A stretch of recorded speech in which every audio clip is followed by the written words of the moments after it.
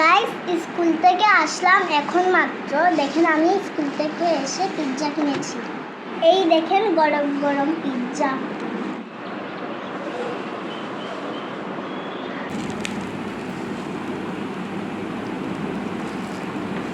আমি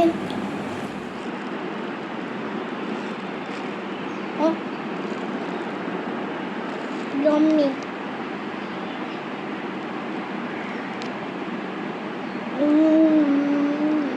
তোমাকে হাংরি লেগেছে?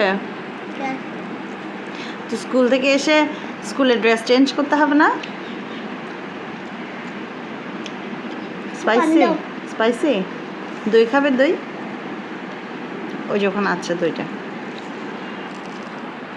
এই যে দই। নাও। Thank you.